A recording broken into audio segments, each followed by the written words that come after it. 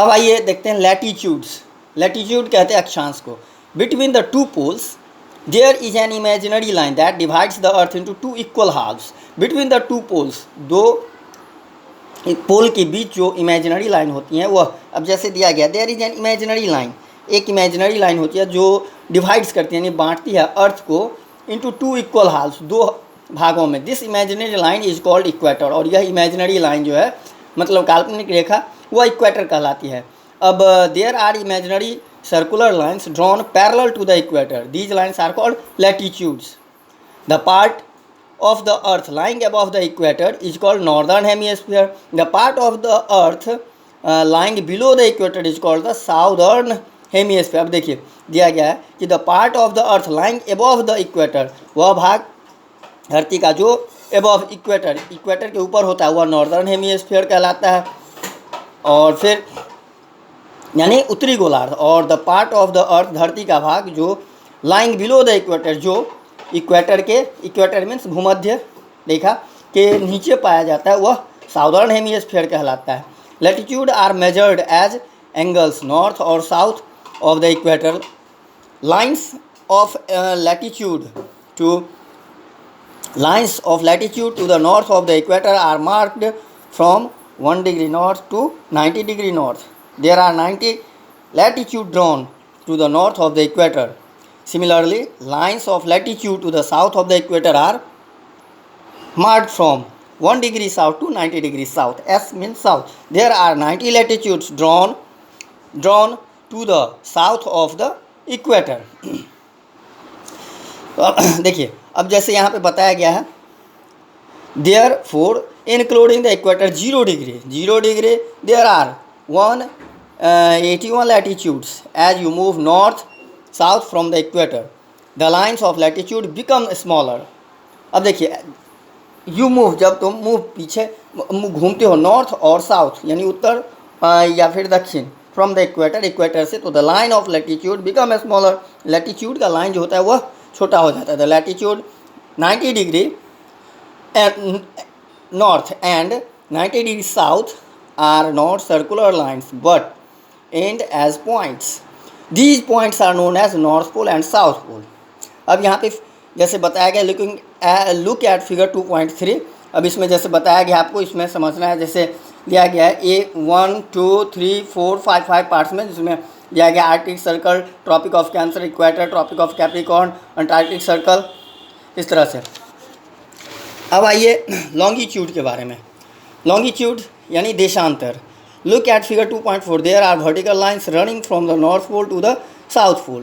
These imaginary lines that run from North Pole to South Pole are called longitude or meridians. North Pole से South Pole की ओर जो जा रहा है उसे ये longitude या फिर meridian of longitude बोला जाता है। There are 360 lines of longitude.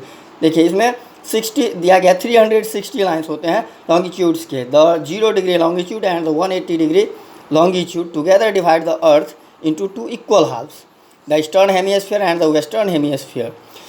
The 0 degree longitude is called the prime meridian और greenwich meridian। 0 degree longitude जो होता है वह prime meridian यानी मानक मध्याह्न रेखा जिसको कहते हैं, या उसी को greenwich meridian बोला जाता है।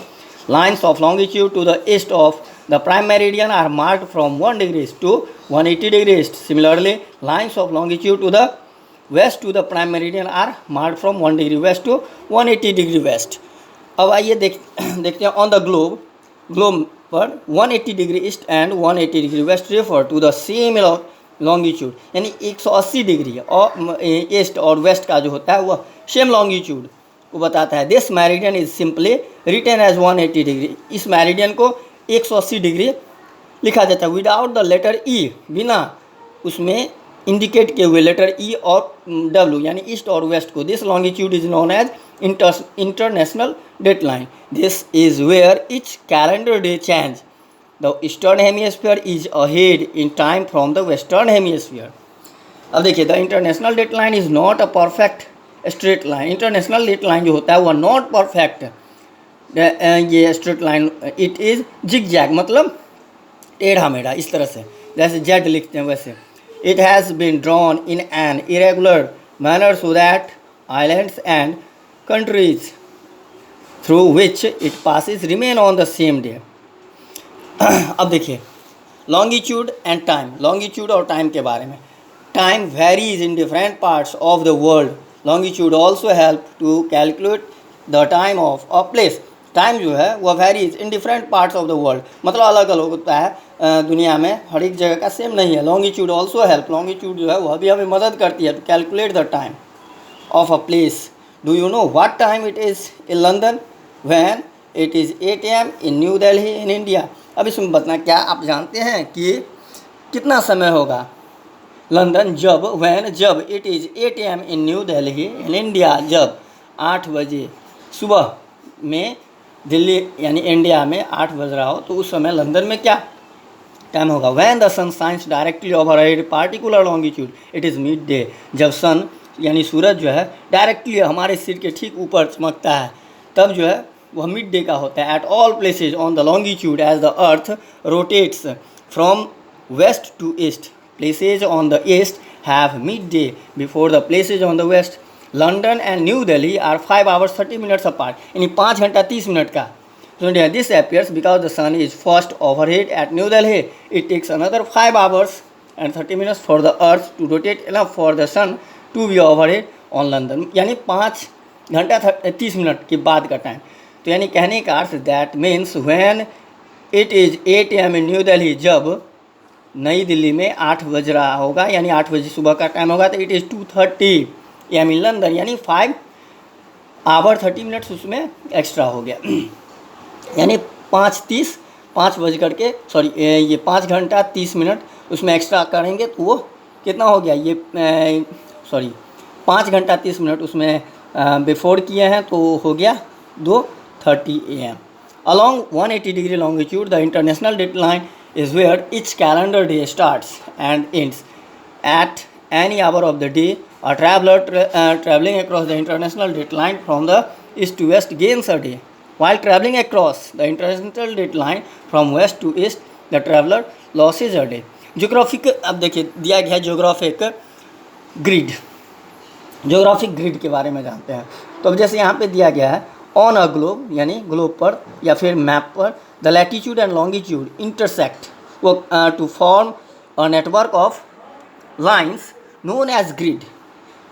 What is grid? तो ऑन अ ग्लोब, अब जैसे पूछेंगे व्हाट इज़ ग्रिड, तो बताना है on a globe, on a globe और on a globe or a map the latitude and longitude intersect to form a network of lines known as grid। हो गया।